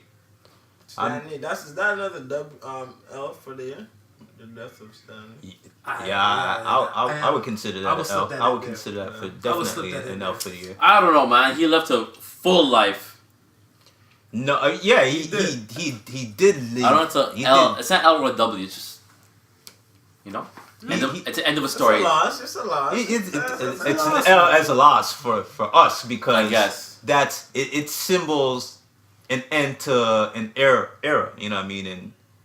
In that whole comic book lore, like I can remember growing up as a kid, like in this very very house, running to Helen Corner store buying comic books, and I'm talking this is before anybody looked at video games. This is what we had, right? So this is shit that I grew up on, and you know I had the early X-Men comics, the early Spider-Mans, you know this, that, and the third, and you grow up and you go away from those things, but they're never too far from your mind because that's part of who you are. Yeah, it's part of who you are. So then, when this whole resurgence of Marvel came back out within the movies, and then they decided, okay, they're gonna do the whole Marvel universe, but they're gonna do it in a series of films. It's like, okay, wow, here's this guy who started something, you know what I mean, and it's just on the pages of comic books, right? And it's lasted throughout the generations to the point where it's on a bigger screen where somebody in my 40s can appreciate it at the same time where somebody as my son in his, you know, pubescent teens can enjoy it as well, and we both have a sense, you know, a grasp of this world that we share, you know what I mean, right. and it's unique that you can do something that transcends time and helps build imagination, it helps build that escapism, and he was cool for that, and you know, I enjoyed his little cameos in each film. I looked forward to trying to figure out, okay, where he gonna play, where you know what I mean? Yeah, where they're gonna have him as, or what is he gonna do? Yeah. So that then you know he's gonna be in there. It's just like, at what point and where is he gonna show up, doing what? He wasn't in Black Panther, though, was he? Yeah. He was in the casino. The casino. He was at the table and stuff with the craps table. Yeah, man. Yeah, man. Go back and look. He's at the craps table. He was there. He was like, I think that was that the last movie? man. Was that the last movie? Nah, he was in Infinity War. He was a bus driver. Right. Before Spider-Man climbed down. Yeah. Right. He was right before Spider-Man climbed I'm down. wondering if there was anything that was wrapped up that hasn't, you know what I mean, that hasn't That he hasn't shown up in That yet. hasn't shown up in yet. Because Well, we I'm got pretty- Marvel coming up. Marvel Girl coming up. Yeah, Captain Marvel and stuff supposed to be dropping soon. Then you got the other Infinity War, the other Avengers flick. Yeah. So, and that was the recording for that, or let me say the filming for that, kind of wrapped up before he died. Before he died. So, expect him and stuff to pop up in there, whatever, right? So, I mean, he will be missed. His effect on the masses, like I said, to the comic book nerds and all that type of stuff like myself, we feel it. And definitely Comic-Con New York, they already put a notice out there that it'll be a big-ass tribute to him. I'm a fan of Stan Lee, like, besides the comic book thing and stuff like this, because Spider-Man dropped when he was 40 years old. The first issue of Spider-Man dropped when he was 40 years old. Yeah. And my thing and stuff is that when he made a speech, I think I'm not too sure if it was on CNN somewhere, but he said that to the people who feel like they're not going to make it, if you, again, same thing to the Monique thing. If you believe in yourself and believe in what you do and stuff, whatever, is good shit and good content, just keep doing what you're doing and stuff, whatever. Because he's been doing that, drawing and artwork and comics and stuff, whatever, in his teens. And if he didn't pop till he was 40, goes to show he never stopped. Right? Yeah. And then look where it took him and stuff, whatever, before he closed his eyes. Consistency is the key. That's just my thing. And that's what that's We just think about what you don't have if you don't have a Stanley. Like, you don't have a Spider-Man. You know what I mean? You don't. Yeah, you have a You know, lot of shit. you don't have an X-Men. You know what I mean? You don't have. It's funny, like all these characters that just come off the comic book pages and just come into real life. Right. That just become iconic. Yeah, facts. So yeah, man. I mean, Stan Lee, R.I.P. again. We spoke about you before, but you still missed, and yeah. I mean, this year we had Aretha Franklin lost too. We lost Aretha Franklin. Aretha Franklin. And she was heavy in the game and stuff, whatever, as well. She had a hell of a story. Like, I knew partial of her story when she was alive, but when she died this year, and I got the story and stuff, and I was like, yo, this lady's been through some shit. She was a survivor in the game. Yeah. Like, her father molested her and everything like that during the church, and this was the nonsense going on in the church. They said that Oprah Winfrey was saying part of that whole Greenleaf story and stuff, whatever. Right. Kind of came from Aretha Franklin's kind of story and stuff, whatever, when they were putting it together and stuff as well, right? Because Oprah's behind Queen Sugar and Greenleaf, those projects and everything and stuff, for those shows. And when I was like, damn, that's part of Aretha Franklin's little story and stuff, whatever. Like, she's been through some shit. Her songs and her voice and stuff, whatever, always hit the mark, Yeah, she had a very powerful voice. Yeah. Mm-hmm. R-E-S-P-E-C-T, you're not going to forget those hits and stuff, whatever. You Make Me Feel. Yeah. I ain't gonna lie, man. That's a proper song. When I used to hear my mom play that when we were cleaning, I was like, shit, I wasn't a natural woman, but it felt strong for a natural woman.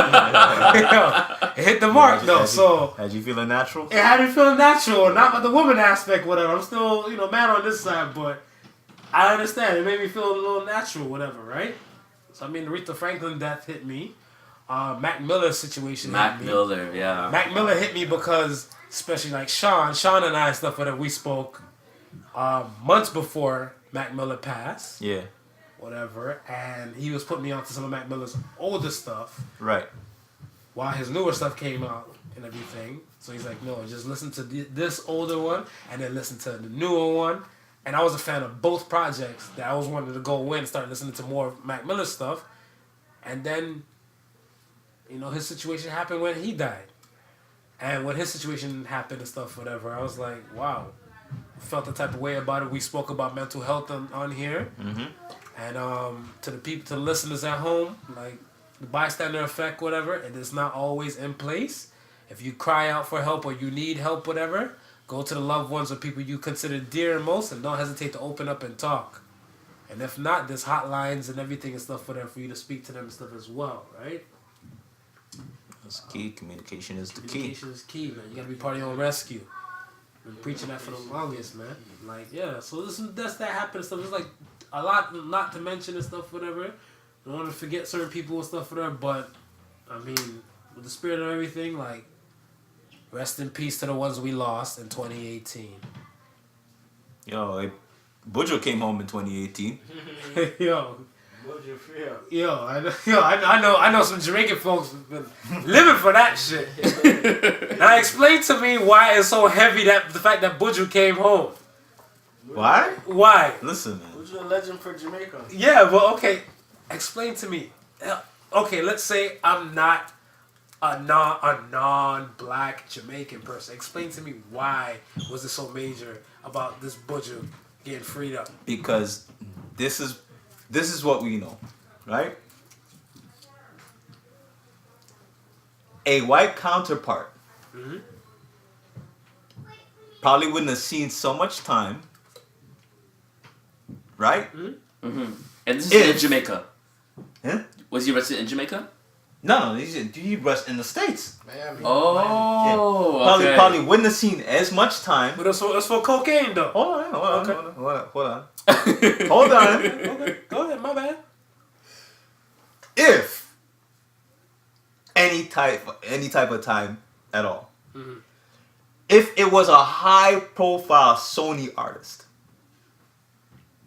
they probably would have got a slap on the wrist. Whoa! So Jamaicans know that. Listen, we know we ain't saying he's innocent, Okay. but we saying, come on, man, the time don't fit the crime. We know if it was anybody else, he would have get. We know why you slapped him with it. You understand? Mm-hmm. We know it's from the time he boom bye. We know. Mm-hmm. We know that's in there. Right? We ain't gonna deny that that's in there. Mm-hmm. You understand? So you're gonna serve a little extra bit of time. We're gonna hopefully get out. And when he get out, we're gonna celebrate. And now they celebrate. Okay. What about you now? For me, I just feel like the black community knows the niggas just be getting life nowadays. So any little time for anybody to come home is a damn celebration. You know what I'm saying? That's why facts. Buju is coming home. Bujo is home, yo. That's why Bujo's home. He get life. He's coming home. That's all we care about. But And that's how I look at it. Bujo is home. Yeah, he's home. There you go. He's home. Yo, it's funny. It's funny. Oh, whoa. That's the only time I've heard of him. It's from the Shine track. Who? Buju? Yeah. That's not Bujo? That's not Buju. Oh! That's Mr. Levy. That's Barrington. Yeah, Levy. that's Barrington Levy. No! Was it? Did they Yes, have a song man. together? No. Nah, you out there tripping in the streets. That's all good. What song did he have? It's okay. Who are you talking about? Barrington Levy? Buju? Brompton? Driver. Driver! Don't Stop stop at all. Oh! That's your song, man, from GTA. Yeah. Don't stop at all. That's Buju. Really Big it up. Gonna body rider. Murder. Murder. Mmm. Yeah. Bujo. So, okay. You know, my IG and stuff, whatever, you know, always ask the questions and everything for like 2018. The question that sparked the biggest debate was, what happened on the worst date you ever been on? And I didn't ask you. Ask who? Oh, And no, I I got a ask question you. for you. I heard that you got almost 100 replies to that post, right? Yeah. Were they all women? No. 50-50? No, I want to say it was about 40% guys. Yeah, so 60-40. 60-40. That's higher than expected. It's 60-40. I thought it'd be more women. Like 80-20, I thought maybe. 60-40. I had a shit date. I had two killer shit dates and stuff, whatever. I told people I'll never talk. I'll talk about it and stuff, whatever, like on the podcast and stuff, whatever. But this is the time. So. Oh, is it? This is the time. Okay. So, I had one date. I went on a date with a girl. How old were you? I was 22. Okay. And she was what, same age? She was a little bit older. I think she was 20, pushing 24. Ooh. Right? So the thing and stuff is that we're on a date, and somebody put me on to her on the date. So it's kind of like the friend that put us on to the date and everything. She just gave me the bio on her. We went on the date. We went out for dinner. We had jokes, on the date. I'm trying to be my best. This was a blind date? Nah. Oh. It was kind of like we know of each other. Okay. Whatever, right? So now, it was all good and stuff, whatever, till like I'm getting ready to seal the deal for the bill. So I'm getting ready to seal the deal for the bill and stuff, whatever. She reached over, she kind of put her hand on the top of my hand, and she's like, before we dip, she has to because she ordered a meal to go for her son. So, when she hit me off with that, I was like, I felt the type of way, but I'm like, yo, you know what? If it's spending $20 and it might get me some pussy, fuck it. Well, what's $20 extra? Sure. She ordered a meal to go and everything for the son, and I thought everything was peachy keen. So, the following day, said friend who put us together and stuff, whatever, hit me up and was like, yo, how was the date? Was everything smooth? I'm like, yeah, everything went fun and well and all the above, whatever, till she ordered a meal for her son. And person said, she doesn't have any kids. I knew her for 4 years and she didn't have any kids. So I was like, who did she buy the meal for? Was it for her? Was it for another dude? I don't know. Oh my god. Yo. No. She finessed you for 2 days. Wow. She dated you twice and you didn't even know. Holy. Oh, yeah. That's amazing. Wow. Can't knock the hustle. No, you can't. So then she called me back like later that night, whatever, like, hey, how you doing and stuff, whatever. And I'm like, yo, such and such told me you don't got no kids. She had nothing to say. It was straight tumbleweed on the gig is floor. up. Yeah. She's like, I guess you don't want to see me again. I'm like, hell no. And I hung up my phone. No, I want to see her again. To get her back? Yeah. You go there, have a nice meal, go to the bathroom, don't come back. You see, you run out on her? I'm petty like that. Yo, I'm so petty. Shit cut deep. So that was one. And the other one, I had a wild one now where I went on a date with a girl. She didn't live too far from where you live. So to the listeners at home and stuff, whatever, the directions and stuff, I won't say the directions or where exactly where the place is, whatever. Area. But let's say it's a distance between, like a 15-minute distance and stuff, whatever. So me and that girl, we went on a date. I picked her up. We went to a Red Lobster and stuff, whatever, not too far from my house. She lived with her aunt, right? Her aunt is a PSW. So her aunt worked the night shift. So she works from 11 to 7 in the morning. Oh, okay. Right? So because she worked 11 to 7, the jokes and everything was smooth and stuff with the girl. The girl told me, she's like, look, my aunt's going to leave out for work about like 9:30. So if anything, if you want to come back to my place, you can come back. So I said, cool, bet. Soon as it hit 9:30, got the bill, sealed the deal. Hit the highway, we're on the way going and stuff with her to her spot. I noticed that when I exit off the highway, a car kind of just came flagging down behind me. I didn't think nothing of it, whatever, so I was like, this shit seemed kind of different. So, sped down and stuff, whatever, going down Set Street after I exit off and everything. Car sped up, right past me, cut me off. 3 dudes hop out the car. One dude got a 45 millimeter gun in his hand. Other 2 dudes just standing with goon level. And they're saying, you can't let my girl out the car? So I turned to set girl on the passenger side and said, you have a man? You told me you didn't have a man. And she's like, it's complicated. I rolled down set window and yelled out, she'll be right out. You got to get the fuck out the car. So once she got the car, young lady, if you're listening, you know who you are. I don't know what happened, but I know once the dude grabbed her, dragged her and threw her in the passenger side of the car, the other 2 dudes stood in front of the hood of my car looking at me like, say something. Or we're going to fuck some shit up. I kept my mouth shut, kept my hands where they can see them.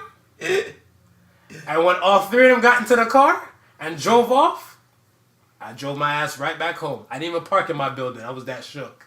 I parked in 2 buildings down from my building and walked to my damn building. I had an incident. I had an incident like that. That was the worst date I've ever been on. Let me hear yours. Yo, That's probably the top. That's I the remember different listening. worst thing I ever heard someone been on. listen, this was back when when I first started DJing. I met this one chick at this club, so we started talking. And she was living out in Brampton, right? So one day she was like, come check me by the mall, because she worked in the mall. So I was like, all right, cool. You know what I mean, come pick up from work and then we go hang out. So I get to the mall and shit. So she's there and walked around for a bit till she got off. So she got off and me and her was walking. Sitting. I don't know who she see, but she was like, "Oh shit, come on, we gotta go. We gotta go." So I was like, well, I don't know what's going on. So I said, "All right, we'll dip." So we're cool now. We go. I think we went. We got a bite to eat and stuff like that. And so I'm like, "All right, I'm gonna drop you home now and stuff like that." So I wasn't even trying to look for anything or like that. I was, I just came to hang out and stuff like that. First date thing. You're not shooting too much. Yeah, no, it wasn't even. That's maybe second or like third second, time. Okay. But I wasn't really on that type of tip. So I went and I was gonna drop her home. So where she was living, she lived in this complex, right? And it's like one of those one entrance in type of deals and shit like that. Ooh. So I'm driving in now, right? And she's directing me and she's going in. And all this time, this like homegirl was like she was like shook, right? So I'm like, yo, what's wrong with this girl? And stuff like that. I'm driving and now. She's saying, yeah, my house is around the side. And all of a sudden I see 3 dudes standing there. So it's like, there's always 3 amigos, isn't so it? I was like, what the? So then one dude came around the side and like tried to open up the car door now where she was sitting in, and she's like, drive. So I was looking at the one nigga in front standing up. I was like, well, either you're super nigga or I'm gonna drive through you today. And I floored that bitch. So he jumped out the way. Oh, okay.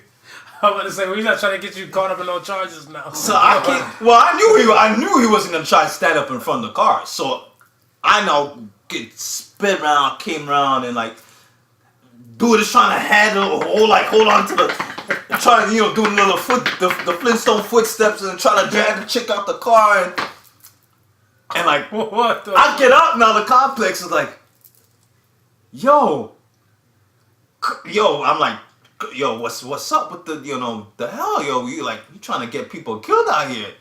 So I ended up dropping her off at her aunt's house or something like that, and the next day now, I was with next day I was chilling with Swift, cause salute to Swift, cause Swift got a nephew out in Brampton that know her. Was that your cousin? And no, Swift, my boy. Okay. He's got his nephew out in Brampton that knows her, knows her man and shit like that.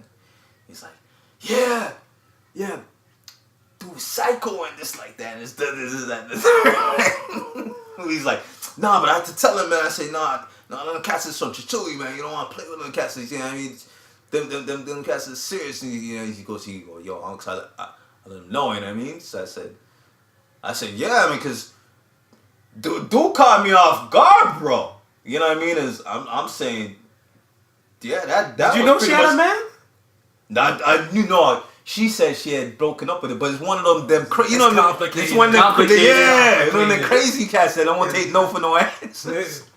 He wasn't trying to hear no that night, bro. And then Make it worse, you see a poppy chulo like me walking in the mall.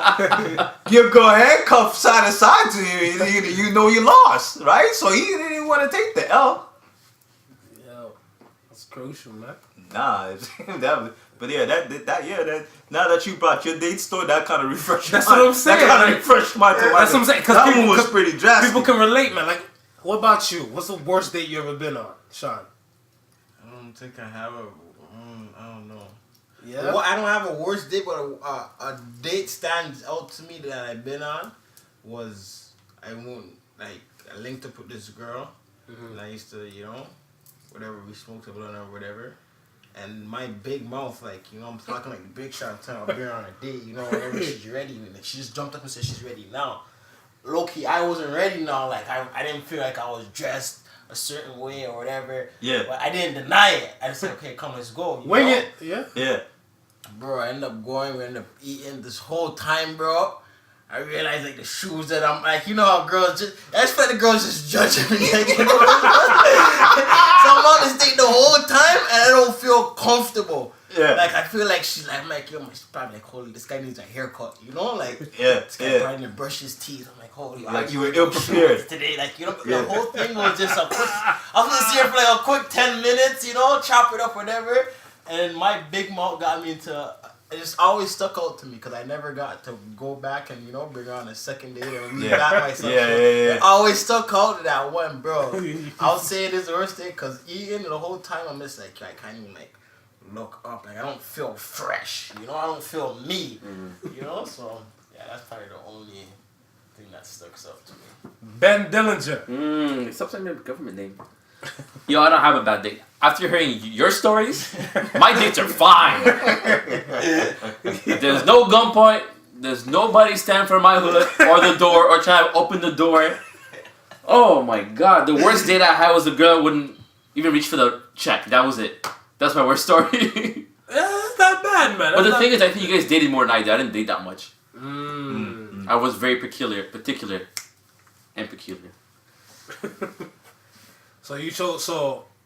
I was a relationship person. So I didn't do a serial date. I didn't date a lot. Bro, so you never had even a situation where before your relationships kicked off, the date was bad? No. Okay. No. Shit, you wanted a few, man.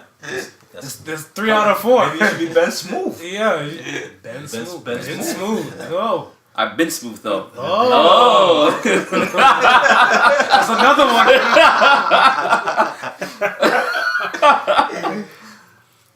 Nah, yeah, no bad dates. Look at me, I guess. Yeah, lucky you. Nah, that's good. I thought I had a bad date so after listening to you guys. Yo, this has been... It was funny because I was about to say I had no bad dates until you just brought back that memory, Mark. Because when you said dudes in the car, I said, shit, I was in it. Man, sometimes I think our lives parallel each other too much, bro. Yeah, but... I was like, I was in a real similar situation where dudes were standing in front of the car like they could literally stop the car from moving. So that's the thing. That's what you in the car, bro. What fucked me up in my situation stuff was that I turned down the street and the car sped past me. So I'm like, I'm not even driving slow for you to be angry like that, whatever. And he cut it off like he a cop. Skirt. So I'm looking like, yo, all diagonal to the side, so no cars either side can come down the street now. And the dude come out the driver's side and stuff, whatever. Untuck the gun from his back. Right there. You can't let my girl out the car? She'll be right out. You gotta get the fuck out. That's a nice guy though. Yeah, he asked politely. He asked a question. He didn't demand. Silver linings, I guess. Silver linings. I ain't get no bullets through the car. Yeah. You mean? I was a Swiss cheese. I mean, you don't have to go get no repairs done. No repairs done. Yeah. No nothing. Yeah. They didn't hit the car. They just gave me the mean mugs. It was like I took the ice grill, put my hands up so where they can see him. Look, I ain't reach for shit. Go ahead back in your car and just drive off. When they drove off, I was scared, shook. I'm not lying to nobody. Well, average person would be shook for real. Yeah, I'll be first one to tell you that I was super shook, whatever. I mean, that shit fucked me up. Especially on your mind. You're supposed to, your booty's on your mind. Pussy was all on my mind. So She talked me that, up. Because look, we could have went back to my spot And the guys were, I was looking at it like this. The guys were following us from like the Red Lobster. So if I'd have went back to my spot, they would have knew exactly where I stood, and probably would have started harassing a you. different type of situation. Yeah, if she Be goes like, missing yo, again, like, oh, it's probably at that guy's at that house. guy's house. You know what I'm saying? But when she talked me up to go to her spot, whatever, I'm like, cool. In my head, I'm like, she probably got some whips, some chains, some things going on. I'm like, all right, I'm down for the cause. Because at the end of the day and stuff, whatever, I can just dip when I'm ready. Yeah. Not knowing and stuff, whatever. I almost took a bullet that day and stuff, whatever.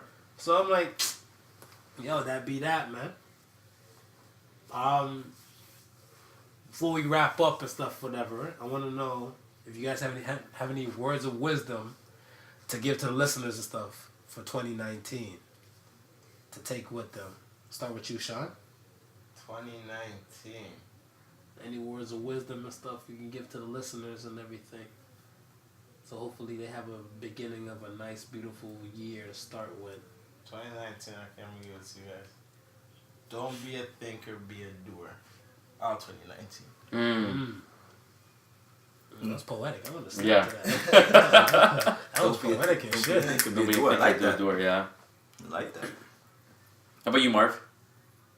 Me, don't sweat the petty things and don't pet the sweaty things. Cause that's just fucking nasty. I feel like a lot of people and stuff, whatever. I don't know, maybe because I'm a millennial, but I feel like, especially like my generation and stuff, whatever, we take certain things and stuff to the heart too fast. And I feel like it's just something smaller, but we're making a mountain out of a molehill for no reason. And then we're using that and stuff to sweat. So I want to say part of us, like most millennials and stuff, whatever, we have like an anxiety type of thing going on with us. And I feel like we should take the time and stuff, whatever, and just realize like, yo, it's not that bad. You know, like it could be a lot worse. Because a lot of times stuff would be like, yo, I have no money. But you have no money, but you have a shelter over your head. And you still have so many other things and stuff. You still can call somebody for a loan for money and everything like whatever. Where another person on the planet might not have accessibility like you. They might be under a leaf trying to shelter themselves from rain and have no food and stuff. And they got to pray, you know, they find a berry to eat. You know what I'm saying? Worse yet, they have no Wi-Fi.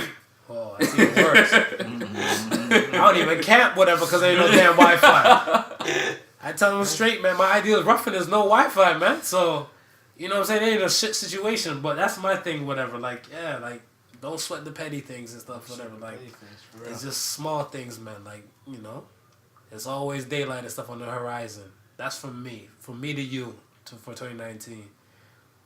What you got, Ben? Smooth. I don't know. I got a few things. Drop them then. What he was saying, don't be a thinker, be a doer. There's a 2018.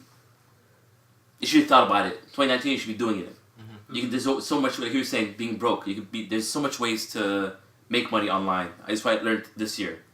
You could do like stuff on, like you do drop shipping. I learned about this year, like the Amazon stuff, Facebook. I heard that you could go to a business, like a local business you don't know, and you can say, "Oh, do you have any Facebook ads?" And like, no, like I mean, I'll do you one for $100 a month, whatever, and it costs you like $20 to do it online, and you pocket $60-$70. Oh, that's nice. Right? So just there's ways you can actually make money and just do stuff legitimately. And Toronto, I don't know what's going on with Toronto with the weed legalization. I don't know if you're allowed to have a store open. You have to get a license. It's a lottery or something now, which is weird. They're thinking of selling alcohol at corner stores. So if you open up a corner store and start selling liquor, you'll be alright. Yeah.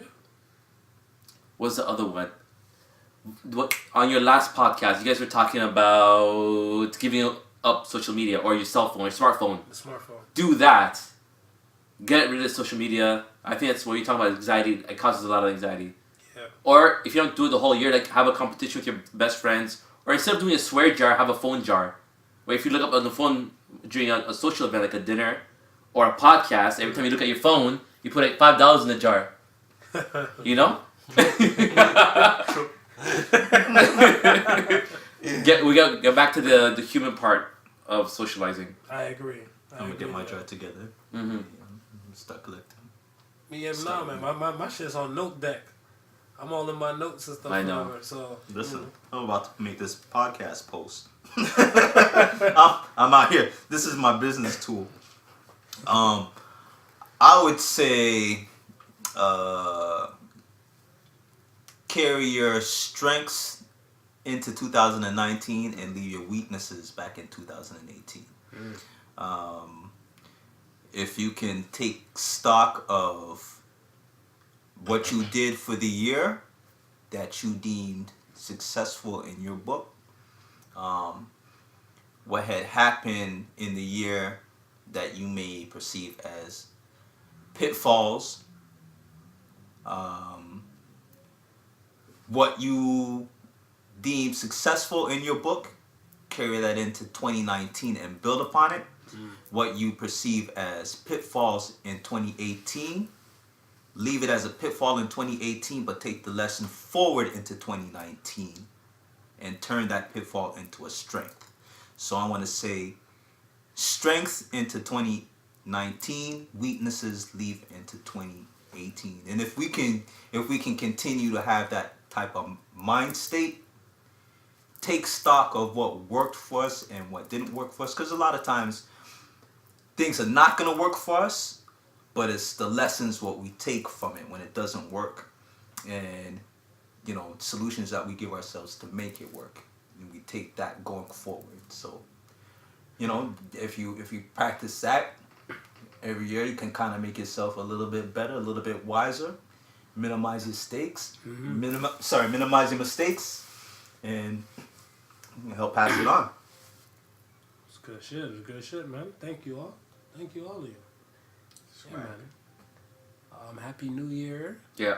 Merry Christmas. Like you were saying in the beginning. Yeah. Happy... Feliz Christmas Kwanzaa. Yeah, Feliz Christmas Kwanzaa. I try to cover all bases for my Latina folk, for my Christmas folk, for my Kwanzaa folks, for my Hanukkah folk. Yeah, man. All where it started. Feliz Christmas Kwanzaa and all that type of good stuff. Happy to all you guys. Happy Festivus. Season's greetings and Happy New Year to you all. Enjoy. Eat, drink, laugh, be merry. Repeat the process all over again, and especially be safe. And as always, thank you for listening to the Podical Sons. Remember, the difference between stupidity and genius is that genius has its limits. Peace. Peace. The Podical Sons with Not Your Average Joseph and Sofa King Marvelous.